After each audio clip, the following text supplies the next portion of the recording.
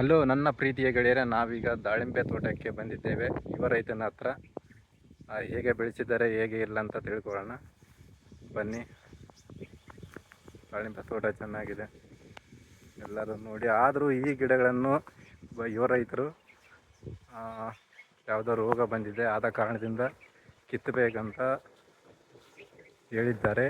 ಇದರ ಬಗ್ಗೆ ಒಂದು ಸ್ವಲ್ಪ ರೈತರ ಹತ್ರ ಮಾಹಿತಿ ತಿಳಿಯೋಣ ಬನ್ನಿ ಗೆಳೆಯರೆ. ಯುವ ರೈತರ ಹತ್ರ ನಾವು ಸ್ವಲ್ಪ ಮಾಹಿತಿಯನ್ನು ತಿಳಿಯೋಣ ದಾಳಿಂಬೆ ಗಿಡದ ಹತ್ತಿರ. ಮಾಮ ನಮಸ್ಕಾರ. ನಾವು ಈ ದಾಳಿಂಬೆ ತೋಟದ ಬಗ್ಗೆ ಜನರಿಗೆ ಒಂದು ಸ್ವಲ್ಪ ಯುವ ರೈತರಿಗೆ ಹೆಲ್ಪ್ ಆಗುತ್ತೆ ಅಂತ ನಾವು ಮಾಹಿತಿ ತಿಳಿಸ್ಕೊಡ್ಬೇಕಾಗುತ್ತೆ ನಮ್ಮ ಚಾನಲಿಂದ.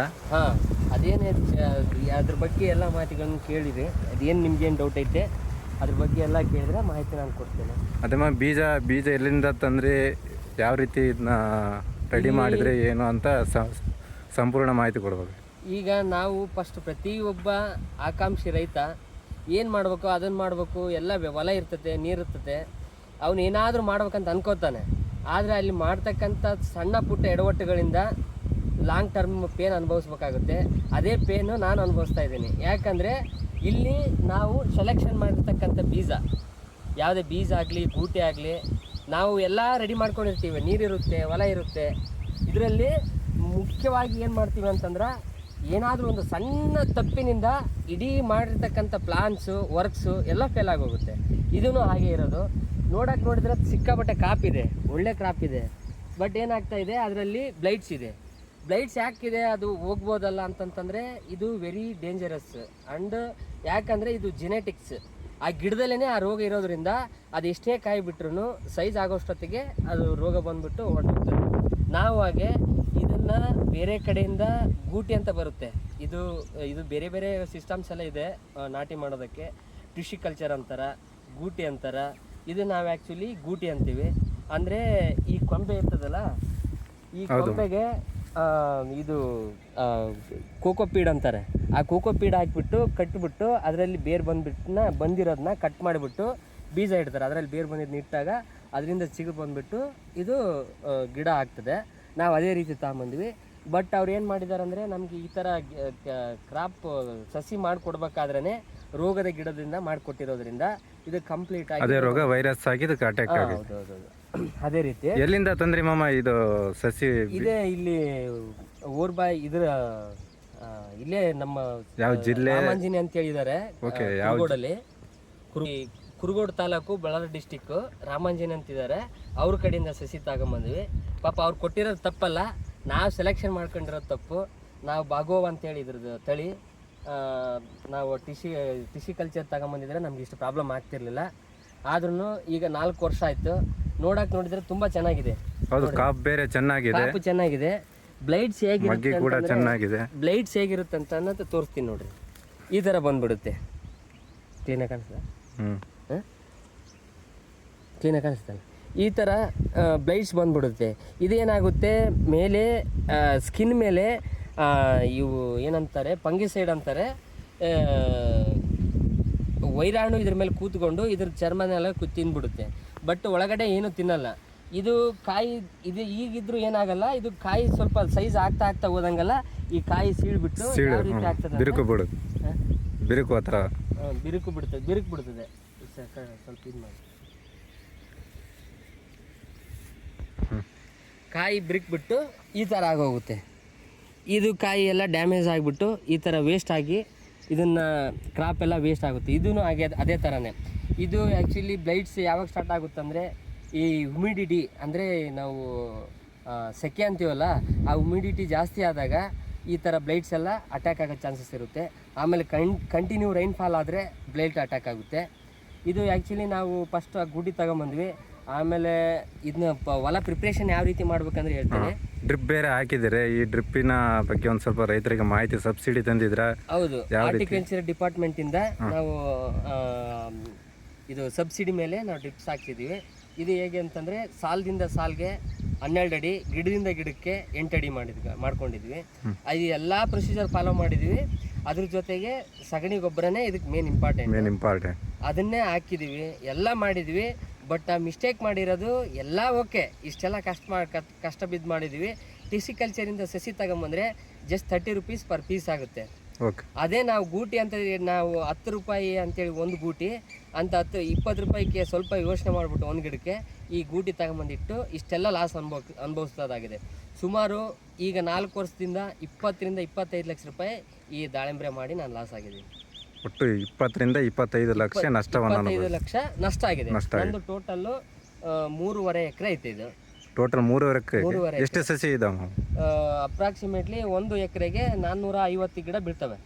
1 ಎಕರೆಗೆ 12 ಅಡಿ ಸಾಲು ಟು ಸಾಲು ಅಂಡ್ ಗಿಡದಿಂದ ಗಿಡಕ್ಕೆ 8 ಅಡಿ ಆದರೆ ಟೋಟಲ್ 450 ಆದರೆ 3.5 ಎಕರೆಗೆ ಸುಮಾರು 4×3 1800 ಗಿಡ ಅದಾವೆ. ಟೋಟಲ್ 1800ರಿಂದ 1900 ಗಿಡಗಳು ಇದರಲ್ಲಿ ಇದ್ದಾವೆ. ಎಲ್ಲ ಕರೆಕ್ಟಾಗಿದೆ. ನಾವು ಮಾಡಿರ್ತಕ್ಕಂಥ ಮಿಸ್ಟೇಕ್ ಏನು ಅಂತಂದರೆ ಎಲ್ಲ ಯುವ ರೈತರು ಮಾಡ್ತಕ್ಕಂಥದ್ದು ಇದೇ ಮಿಸ್ಟೇಕು. ಸಣ್ಣ ಪುಟ್ಟ 5 ರೂಪಾಯಿ 10 ರೂಪಾಯಿ ಯೋಚನೆ ಮಾಡಿಬಿಟ್ಟು ನಾವು ಈ ಥರ ಮಾಡಿದರೆ ಈಗ ಲಕ್ಷಾಂತರ ರೂಪಾಯಿ ವೇಸ್ಟ್ ಆಗ್ತದೆ. ಯಾವುದೇ ನಾನು ಪ್ರತಿಯೊಬ್ಬ ರೈತರಿಗೆ ಹೇಳೋದು ಅಷ್ಟೇ, ಪ್ರತಿಯೊಬ್ಬರು ಯಾವುದೇ ಒಂದು ಎಲ್ಲ ಕರೆಕ್ಟಾಗಿತ್ತಪ್ಪ ಅಂದ್ರೆ ಯಾವುದೇ ಬೀಜಕ್ಕಾಗಲಿ ಇನ್ನೊಂದಕ್ಕಾಗಲಿ ಸಣ್ಣ ಪುಟ್ಟದಕ್ಕೆ ಸ್ವಲ್ಪ ಯೋಚನೆ ಮಾಡಿಬಿಟ್ಟು ಅಂದರೆ ಕಂಜೂಸ್ ಮಾಡೋಕ್ಕೆ ಹೋಗ್ಬಾರ್ದು. ಬೀಜದಲ್ಲಿ ಎಸ್ಪೆಷಲಿ ಬೀಜ ಚೆನ್ನಾಗಿದ್ದು ಮೊಳಕೆ ಚೆನ್ನಾಗಿ ಬಂತಂದರೆ ನಿಮಗೆ ಫಸಲು ಆಟೋಮೆಟಿಕ್ಕಾಗಿ ಚೆನ್ನಾಗಿ ಬರ್ತದೆ. ಹೌದೌದು. ನೀವು ಬೀಜನೇ ಸುಮಾರು ಮಾಡಿಕೊಂಡು ಅಂದರೆ ಆಡು ಭಾಷೆಯಲ್ಲಿ ಹೇಳ್ತಿದ್ದೀನಿ, ಬೀಜನೇ ನೀವು ರಾಂಗ್ ಸೆಲೆಕ್ಷನ್ ಆದರೆ ನಿಮ್ಮ ಕ್ರಾಪ್ ಎಲ್ಲ ವೇಸ್ಟ್ ಆಗೋಗುತ್ತೆ. ಅದಕ್ಕಾಗಿ ಪ್ರತಿಯೊಬ್ಬರಿಗೆ ಹೇಳ್ತಕ್ಕಂಥದ್ದು ಇಷ್ಟೇ, ನೀವು ಒಳ್ಳೆ ಬೀಜವನ್ನು ತಗೋಬೇಕು. ಒಳ್ಳೆ ಬೀಜವನ್ನು ಸೆಲೆಕ್ಷನ್ ಮಾಡಿಕೊಂಡು ಒಳ್ಳೆ ರೀತಿಯಿಂದ ಹೊಲ ಹದ ಮಾಡಿಕೊಂಡು ನೀವು ಸಸಿ ನಾಟಿ ಮಾಡಿದ್ದೇ ಆದರೆ ಯಾವುದೇ ರೈತ ಲಾಸ್ ಆಗೋಕ್ಕೆ ಚಾನ್ಸೇ ಇಲ್ಲ. ಅದರಲ್ಲಿ ಪ್ರಕೃತಿ ವಿಕೋಪಗಳು ಬರ್ತವೆ, ಅತಿವೃಷ್ಟಿ ಆಗ್ತದೆ, ಅನಾವೃಷ್ಟಿ ಆಗ್ತದೆ, ಕೆಲವೊಂದು ಸಲ ಒಳ್ಳೆ ಫಸಲು ಬಂದಿರುತ್ತೆ, ರೇಟ್ ಸಿಕ್ಕಲ್ಲ. ಇದೆಲ್ಲ ರೈತರಿಗೆ ಬಾಧೆ ತಪ್ಪಿದ್ದಲ್ಲ. ಅದ್ರ ಜೊತೆಗೆ ನಾವು ಈ ಮಾಡಿರ್ತಕ್ಕಂಥ ಇನ್ವೆಸ್ಟ್ಮೆಂಟ್ ಎಲ್ಲ ವೇಸ್ಟ್ ಆಯ್ತು ಅಂತಂದರೆ ಮತ್ತೆ ನಾವು ಪಿಕಪ್ ಆಗೋದಕ್ಕೆ ತುಂಬ ಕಷ್ಟ ಆಗ್ತದೆ. ಅದಕ್ಕೆ ಇಲ್ಲಪ್ಪ ಅಂದರೆ ಇದ್ರ ಜೊತೆಗೆ ಕುರಿ ಸಾಕಾಣಿಕೆ ಮಾಡ್ಕೋಬೋದು. 1-2-3 ಅಟ್ಲೀಸ್ಟ್ ಈಗ 4 ಎಕರೆ ನಡುವೆ 10 ಪಾಟ್ಲು ಮರಿ ಮತ್ತು ಅದ್ರ ಜೊತೆಗೆ ಏನಾದರೂ ಹೈನುಗಾರಿಕೆ ಎಮ್ಮೆ ಅಥವಾ ಆಕಳ ಹಸು ಈ ಥರದ್ದು ಏನಾದರೂ ಮಾಡ್ಕೋಬೇಕು. ಮತ್ತು ಅದ್ರ ಜೊತೆಗೆ ಏನಾದರೂ ಸಣ್ಣ ಪುಟ್ಟ ಬೇರೆ 1 ಎಕರೆ 2 ಎಕರೆ ಹತ್ತಿ ಆಗಲಿ ಶಾರ್ಟ್ ಟೈಮ್ ಬೆಳೆಗಳು ಮಾಡ್ಕೋಬೇಕು. ಈ ಲಾಂಗ್ ಟರ್ಮ್ ಮಾತಾದ್ರೆ ಈಗ ನೋಡಿ ನಾನು 4 ವರ್ಷದಿಂದ ನಾನು ಕಷ್ಟ ಬಿದ್ದಿದ್ದೀನಿ, ಬಟ್ ಏನೂ ಇಲ್ಲ. ನಾನು ಅದು ಇದ್ರ ಮೇಲೆ ಒಂದೇ ಡಿಪೆಂಡ್ ಆಗಿಲ್ಲ. ನಾನು ಇಂಜಿನಿಯರಿಂಗ್ ಮಾಡಿದ್ದೀನಿ, ಮೆಕ್ಯಾನಿಕಲ್ ಇಂಜಿನಿಯರು. ನಾನು ಓನ್ ಕಾರ್ ಬೇರಿಂಗ್ಸಲ್ಲಿ ಕೆಲಸ ಮಾಡ್ತಾಯಿದ್ದೀನಿ. ಅದ್ರ ಜೊತೆಗೆ ಇದನ್ನೆಲ್ಲ ಮೇಂಟೈನ್ ಮಾಡ್ತಾಯಿದ್ದೀನಿ. ಎಜುಕೇಟೆಡ್ ಆದ್ರೂ ನಾನು ಸೀಡಿಗೆ ರಾಂಗ್ ಸೆಲೆಕ್ಷನ್ ಆಗಿರೋದಕ್ಕೆ ಇಷ್ಟೆಲ್ಲ ಕಷ್ಟ ಬೀಳ್ತಾಯಿದ್ದೀನಿ. ಪ್ರತಿಯೊಬ್ಬ ರೈತರಿಗೆ ಪದೇ ಇದೆ ಹೇಳ್ತಾ ಇದ್ದೀನಿ, ಯಾರು ಸೀಡಿಗೆ ರಾಂಗ್ ಸೆಲೆಕ್ಷನ್ ಹೋಗ್ಬೇಡ್ರಿ. ಯಾವುದೇ ರೀತಿಯಿಂದ ಮತ್ತು ನೀವು ಇದು ಯಾವುದಕ್ಕೂ ಕಮಿಟ್ ಆಗೋಕ್ಕೆ ಹೋಗ್ಬೇಡ್ರಿ. ಒಳ್ಳೆ ಸೆಲೆಕ್ಷನ್ ಮಾಡಿಕೊಂಡು ಅಥವಾ ಯಾರಾದರೂ ಎಕ್ಸ್ಪರ್ಟ್ ಹತ್ರ ಕೇಳಿಕೊಂಡು ಮಾಡಿದರೆ ನೀವು ಸಕ್ಸಸ್ ಆಗೋದ್ರಲ್ಲಿ 100% ಅಂತೂ ಗ್ಯಾರಂಟಿ.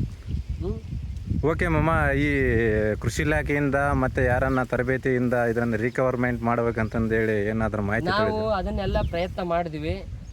ಮತ್ತು ನಾವು ಇವು ಎಕ್ಸ್ಪರ್ಟೀಸ್ ಎಲ್ಲ ಕರೆಸಿ ಡಾಕ್ಟ್ರನ್ನೆಲ್ಲ ಕರೆಸಿದ್ವಿ. ಅವ್ರು ಏನು ಹೇಳಿದ್ದಪ್ಪ ಅಂತಂದರೆ ಇಷ್ಟೇ, ಇದರಲ್ಲಿ ಜೆನೆಟಿಕ್ಸಲ್ಲೇ ಇದೆ. ಅಂದರೆ ನಾವು ಗೂಟಿ ಏನು ತಗೊಂಬಂದಿಟ್ಟಿದ್ದೀವಲ್ಲ ಅದರಲ್ಲೇ ಬೈ ಬರ್ತ್ ಬಂದ್ಬಿಟ್ಟಿದೆ ವೈರಸ್.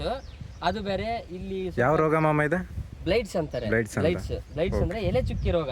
ಇದು ನಥಿಂಗ್ ಬಟ್ ಇದು ಫಂಗಿಸೈಡು. ಎಲೆ ಚುಕ್ಕಿ ರೋಗ ಬಂತು ಅಂತಂದರೆ ಎಲೆಗೆ ಚುಕ್ಕಿ ಬರುತ್ತೆ. ಓಕೆ, ಅದರಿಂದ ಒಂದು ಸ್ವಲ್ಪ ವಿವರಣವಾಗಿ ಈ ಥರ ಎಲೆ ಚುಕ್ಕಿ ಬರ್ತದೆ. ಈ ಎಲೆ ಚುಕ್ಕಿ ಬರೋದ್ರಿಂದ ಇದು ಗಿಡ ಈ ಥರ ಎಲೆ ಚುಕ್ಕಿ ರೋಗ ಬರುತ್ತೆ. ಈ ಎಲೆ ಚುಕ್ಕಿ ಬಂದು ಫಸ್ಟು ಎಲೆಗೆ ಬಂದುಬಿಟ್ಟು ಅದಾದಮೇಲೆ ಆ ವೈರಾಣು ಏನಿರ್ತದಲ್ಲ ಅದು ಕಾಯಿಗೆ ಬಂದು ಈ ಕಾಯಿ ಮೇಲೆ ಇದ್ರ ಮೇಗಳ ಚರ್ಮನೆಲ್ಲ ತಿಂತದೆ. ಅದು ಆಗಲೇ ತೋರಿಸಿದ್ರ ರೀತಿ ಆ ಚರ್ಮ ತಿಂದಾದ್ಮೇಲೆ ಅದು ಕಾಯಿ ಮೇಲ್ಗಡೆ ಕಾಯಿ ದಪ್ಪ ಆದ ತಕ್ಷಣ ತಿಂದಿರೋ ಚರ್ಮ ಸೀಳೋಗ್ತದೆ. ಆವಾಗ ಆಟೋಮೆಟಿಕ್ಕಾಗಿ ಬೆಳೆ ಕ್ರಾಪ್ ಫೇಲ್ ಆಗ್ತದೆ. ಹಂಗಾಗಿ ಓಕೆ ಮಮ್ಮ, ನಮ್ಮ ಮುಂದಿನ ಯುವ ರೈತರ ಬಗ್ಗೆ ಈ ಥರ ಕಾನ್ಸೆಪ್ಟ್ ಮಾಡಿ ಈ ಥರ ಗಿಡಗಳನ್ನು ಬೆಳೆಸ್ಬೇಕಂದ್ರೆ ನೀವು ಯಾವ ರೀತಿ ಅವ್ರಿಗೆ ಜನರಿಗೆ ಮಾಹಿತಿ ಕೊಡ್ತೀರಿ ಅಂತ? ಈ ಯಾವುದೇ ಒಬ್ಬ ರೈತರುಗಳು ಫಸ್ಟು ಎಲ್ಲರೂ ಕರೆಕ್ಟಾಗಿ ಮಾಡ್ಕೋತಾರೆ. ಅವರು ಯಾರನ್ನಾದ್ರೂ ರೆಕಮೆಂಡೇಶನ್ ತಗೋಬೇಕು ಅಂದರೆ ಇನ್ ದ ಸೆನ್ಸ್ ನಾವು ಡಾಕ್ಟರ್ನ ಮೇಂಟೈನ್ ಮಾಡಲೇಬೇಕಾಗ್ತದೆ. ಡಾಕ್ಟರ್ ಮೇಂಟೈನ್ ಮಾಡಿಕೊಂಡು ಅವರಿಂದ ಡೈರೆಕ್ಷನ್ ತಗೊಂಡು, ಯಾಕಂದರೆ ಕೆಲವೊಂದು ಎನ್ವೈರ್ಮೆಂಟ್ ಮೇಲೆ ಡಿಪೆಂಡ್ ಆಗುತ್ತೆ. ಈಗ ನೋಡಿ, ಈಗ ನಮ್ಮ ತೋಟದ ಹತ್ರನೇ ಅಲ್ಲಿ ಗುಡ್ಡ ಇದೆ.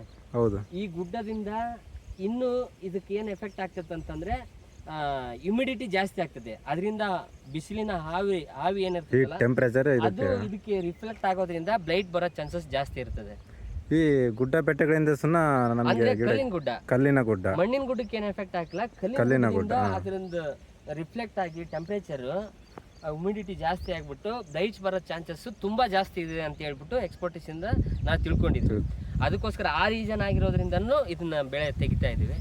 ತೆಗೆದ್ಬಿಟ್ಟು ಮತ್ತೆ 1-2 ವರ್ಷ ಬಿಟ್ಟು ಬೇರೆ ಏನಾದರೂ ತೋಟಗಾರಿಕೆ ಪ್ರಯತ್ನ ಮಾಡೋಣ ಅಂತ ಮತ್ತೆ ಮುಂದಿನ ನಿಮ್ಮ ಪ್ರಯತ್ನ ಮತ್ತೆ ಯಾವ ಪ್ಲಾನಿಂಗ್ಸ್ ಏನಪ್ಪ ಅಂತಂದರೆ ಈ ಫಸ್ಟ್ ಈ ಗಿಡ ತೆಗೆದ್ಬಿಟ್ಟು 1-2 ವರ್ಷ ಹತ್ತಿ ಇಲ್ಲ ಶೇಂಗಾ ಸೂರ್ಯಕಾಂತಿ ಹಾಕ್ಬಿಟ್ಟು ಮಾಮೂಲಿ ಬೆಳೆ ತಕ್ಕೊಂಡು ಮತ್ತೆ ಆಮೇಲೆ ಈಗ ಬೇಸಿಗೆ ಕಾಲ ಜಾಸ್ತಿ ಆಗಿರೋದ್ರಿಂದ ಟೆಂಪರೇಚರ್ ಜಾಸ್ತಿ ಆಗಿರೋದ್ರಿಂದ ನಮ್ಮದು ಸ್ವಲ್ಪ ನೀರಿಂದು ವ್ಯವಸ್ಥೆ ಚೆನ್ನಾಗಿದೆ. ಹಂಗಾಗಿ ಟೆಂಪ್ರೇಚರ್ ಜಾಸ್ತಿ ಆಗಿರೋದ್ರಿಂದ ಈ ಜನಗಳಿಗೆ ಎಳ್ನೀರ್ದು ಸ್ವಲ್ಪ ಚೆನ್ನಾಗಿದೆ, ಜಾಸ್ತಿ ಎಳ್ನೀರು ಕೇಳ್ತಾ ಇದ್ದಾರೆ. ಈಗ 1 ವರ್ಷ ಬಿಟ್ಬಿಟ್ಟು ನಾಳೆ ಇದೆಲ್ಲ 4 ಎಕರೆ ತೆಂಗಿನ ಗಿಡ ಮಾಡ್ಬೇಕಂತ ನಾನು ಅನ್ಕೊಂಡಿದ್ದೀನಿ. ಓಕೆ, ತೆಂಗು ಬೆಳೆಯುವ ಪ್ರಯತ್ನ ಮಾಡ್ತೀವಿ. ಹೌದು, ತೆಂಗು ಯಾಕಂದರೆ ಇವತ್ತು ನೀವು ಪ್ರತಿ ಒಂದರಲ್ಲಿ ನಿಮಗೆ ಒರಿಜಿನಾಲಿಟಿ ಯಾವುದ್ರಲ್ಲೂ ಸಿಕ್ಕಲ್ಲ. ಈವನ್ ಹಾಲಲ್ಲೂ ಸಿಕ್ಕಲ್ಲ. ಯಾವುದೇ ಒಂದು ಇದು ತಗೊಂಡ್ರು ಒರಿಜಿನಾಲಿಟಿ ಅಂತಂದರೆ ಕ್ವಾಲಿಟಿ ಏನು you can not consider that. ಯಾಕಂದರೆ ಅದು ಒಳ್ಳೆ ನಿಮಗೆ ಕ್ವಾಲಿಟಿ ಇದೆ ಅಂತೇಳಿ ನೀವು ಇದು ಮಾಡೋಕ್ಕಾಗೋದಿಲ್ಲ 100%.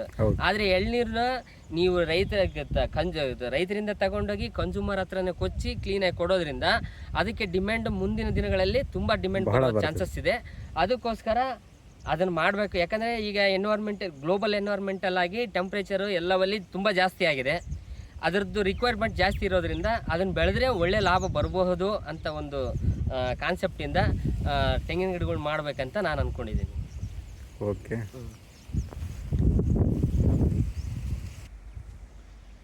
ನೋಡಿ ಗೆಳೆಯರೇ, ಇಲ್ಲಿ ಆಲ್ರೆಡಿ 2 ಸಾಲುಗಳು ಕಿತ್ತಿದ್ದಾರೆ ದಾಳಿಂಬೆ ತೋಟದಲ್ಲಿ. ಅವರು ಬಹಳ ನಷ್ಟವನ್ನು ಅನುಭವಿಸಿದ್ದಾರೆ. ನಿಮಗೆ ಇದರ ಬಗ್ಗೆ ಏನಾದರೂ ಕಾನ್ಸೆಪ್ಟ್ ಇದ್ದರೆ, ಈ ಥರ ಬೆಳಿಬೇಕಂದ್ರೆ ನಾವು ಎಲ್ಲೇ ಯಾವ ರೀತಿ ಸಸಿ ತಗೊಳ್ತೀವಿ ಎಲ್ಲವನ್ನು ಸಂಪೂರ್ಣ ಮಾಹಿತಿ ತಿಳ್ಕೊಂಡು ಮುಂದಿನ ಸಲ ಈ ಥರ ತಪ್ಪು ಮಾಡಬಾರ್ದು.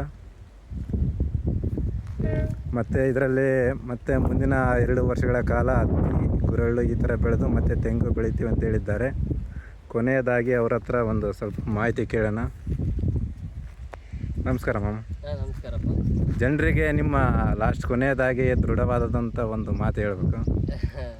ಇದೇ ಒಂದೇ ಬೆಳೆಯನ್ನು ನಾವು ಬೆಳಿಬೇಕಾ, ಏನು ಇದರಲ್ಲಿ ಯಾವ ರೀತಿ ಮಾಡ್ಬೇಕಂತ ಎಲ್ಲ ರೈತರಲ್ಲಿ ಕೇಳ್ಕೊಳ್ಳೋದಿಷ್ಟೇ, ಯಾವುದೇ ಒಬ್ಬ ರೈತ ಆಗಲಿ, ಒಬ್ಬ ಉದ್ಯೋಗಿ ಆಗಲಿ, ಒಬ್ಬ ಸಾಮಾನ್ಯ ವ್ಯಕ್ತಿ ಆಗಲಿ ಒಂದೇ ಸೋರ್ಸ್ ಮೇಲೆ ಯಾವತ್ತೂ ಡಿಪೆಂಡ್ ಆಗಬಾರ್ದು.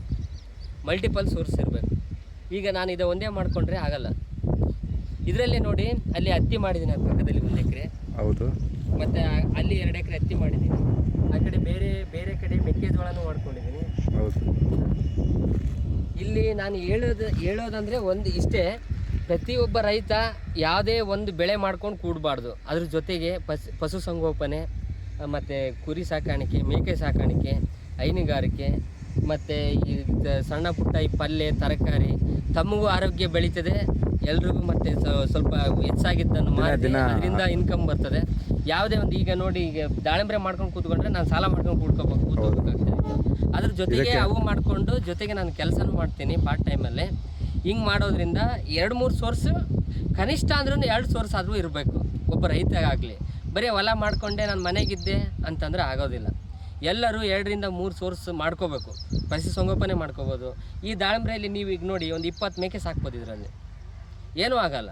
ನೀವು ಸ್ಪ್ರೇ ಮಾಡ್ಕೊತನೂ ಅದರಲ್ಲಿ ಮೇಯಿಸ್ಬೋದು. ಸ್ಪ್ರೇ 1-2 ತಾಸು ಬಿಡೋದು, ಮತ್ತು ನೀವು ಅದೇನು ಗಿಡ ಏನು ತಿನ್ನಲ್ಲ ಯಾವುದೇ ಒಂದು ಮೇಕೆ. ಇದರಲ್ಲಿ ಹುಲ್ಲು ತಿಂದೇ ಬೆಳೀತಿದೆ. ನಾನು ಹಂಗಾಗಿ ಒಂದು 20 ಮೇಕೆ ಸಾಕಿದ್ದೀನಿ.